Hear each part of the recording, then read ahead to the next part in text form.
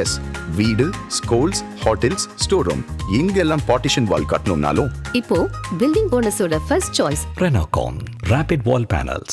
தமிழ் மொழியை காத்திட, தமிழ்நாட்டை காத்திட வேண்டுமானால் திராவிட முன்னேற்ற கழகம் திராவிட மாடல் ஆட்சி 2.0 ஆட்சி அமைந்தே ஆக வேண்டும் என்பது காலத்தின் கட்டாயம்.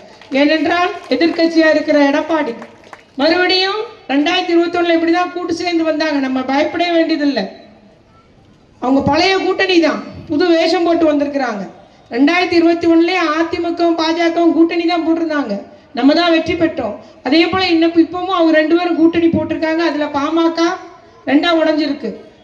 இன்னும் அதிமுக எத்தனையோ உடைஞ்சிருக்குது. அதுல ஒரு ஜோடி போட்டு வர்றாங்க. வெற்றி பெற போவது உறுதியாக நம்மளுடைய திராவிட முன்னேற்ற கழக கூட்டணி தான் என்பதை நான் உறுதியோடு கூறிக்கொள்ள விரும்புகிறேன். அதனால நம்ம யாரையும் பற்றி கருத வேண்டாம்.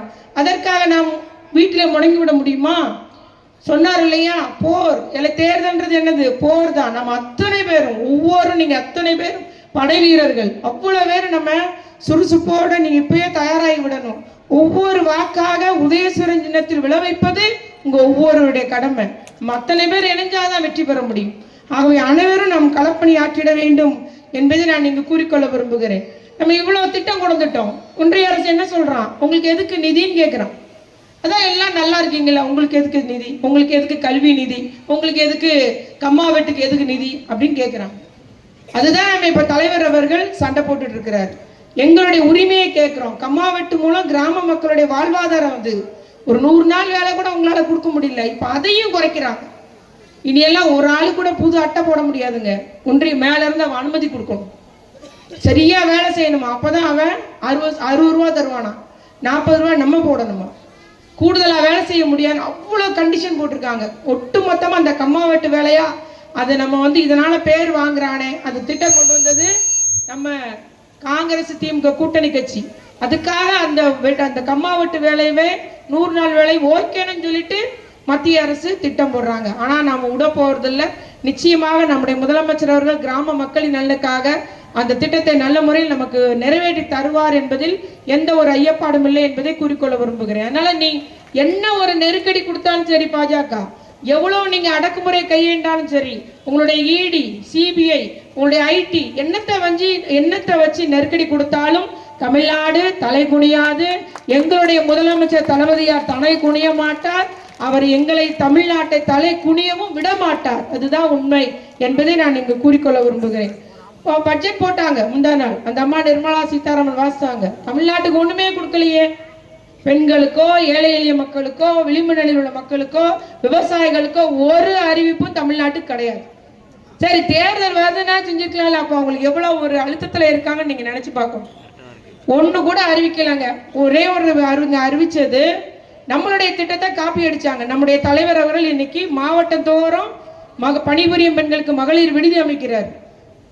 இது வரைக்கும் 19 மாவட்டத்தில் அமைச்சிருக்கோம். இப்ப 15 மகளிர் விடுதிகள் வேலை நடந்துட்டு இருக்கு. அதை அவங்க அறிவிச்சாங்க பட்ஜெட்ல, மாவட்டத்தோறும் மகளிர் விடுதி. ஆகவே நம்ம திட்டத்தை தான் அவங்க என்ன பண்றாங்க, காப்பி பண்ணி அறிவிச்சாங்க. இன்னொன்னு அறிவிச்சாரு, நம்முடைய தமிழ்நாட்டில் இன்னைக்கு பெண்கள் தொழில் தொடங்குவதற்கு பயிற்சி அளிக்கப்பட்டு மானிய கடனும் வழங்கப்படுகிறது.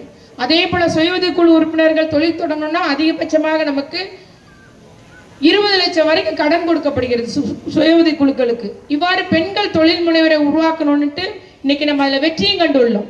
பட்ஜெட்ல நிர்மலா சீதாராமன் வாசிக்கிறாங்க. வேலை வாய்ப்பு, உற்பத்தி துறை அதிக வேலை வாய்ப்பு தரக்கூடிய ஒரு மாநிலமாக தமிழ்நாடு திகழ்கிறது.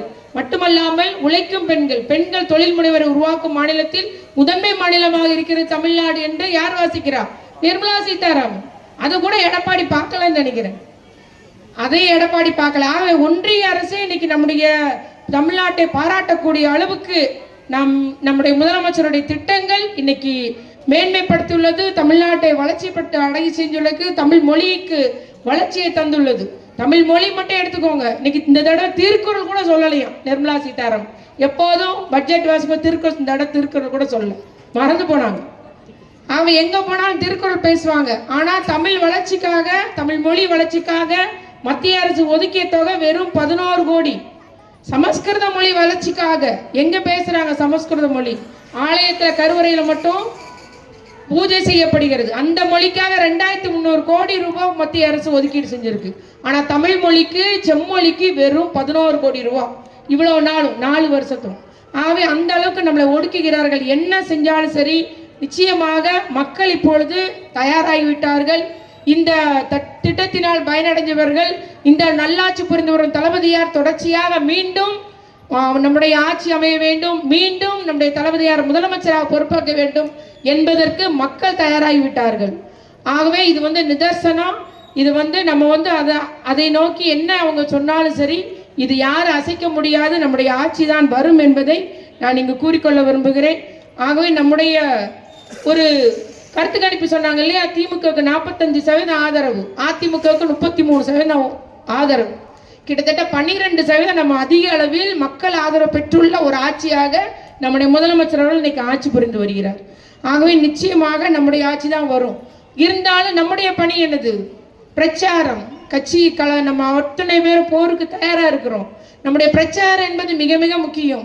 நம்முடைய சகோதரர்கள் வீடுதோறும் போய் நம்ம சாதனைகளை எடுத்து கூறி மக்களை நமக்கு ஆதரவாக வாக்குகளை பெற வேண்டும். மதில் மேல் பூனையாக இருக்கிறவங்க இங்கேயா அங்கேயா என்னது எது உண்மை என்று அறியாதவர்களுக்கு நாம் எடுத்து கூறி அதை நமக்கு வாக்காக மாற்றப்பட வேண்டும். ஆகவே அதற்கு அத்தனை பேரும் நம்ம தயாரா இருக்கணும். அது மட்டுமல்ல, இன்னைக்கு நம்ம ஒரு காலத்துல தலைவருடைய பேச்சு தான் பிரச்சாரம் இருந்தது. அதற்கு பின்பு ரேடியோ, பத்திரிகை, எங்க காலத்துல டிவி, இன்னைக்கு என்னது ஏஐ யுகம் இல்லையா? இது ஆர்டிபிஷியல் இன்டெலிஜென்ஸ் யுகமா இருக்குது. அதனால என்ன பண்ணணும், சமூக ஊடகங்கள்ல நிச்சயமா நீங்க ஒவ்வொருத்தரும் ஆக்டிவா இருக்கணும். அதன் மூலம் நம்முடைய திட்டங்களை எல்லா பகுதிக்கும் கொண்டு செல்ல வேண்டும் என்பதை நான் கூறிக்கொண்டு, நம்ம அத்தனை பேரும் எங்க போனாலும், திண்ணையா இருந்தாலும் அதை நாம் மேடையாக மாற்றி பிரச்சாரம் செய்வோம். டீ கடையாக இருந்தாலும் அதை பிரச்சார களமாக மாற்றி நாம் பிரச்சாரம் செய்ய வேண்டும். அதே போல வசனம் பேசுறவங்களாம் பேசிட்டு இருக்கட்டும், நம்ம சரித்திரம் படைப்போம். நம் தமிழ்நாடு தலைகுடியாது, நிச்சயமாக வெல்வோம். 234 படைப்போம் வரலாறு. நன்றி, வணக்கம்.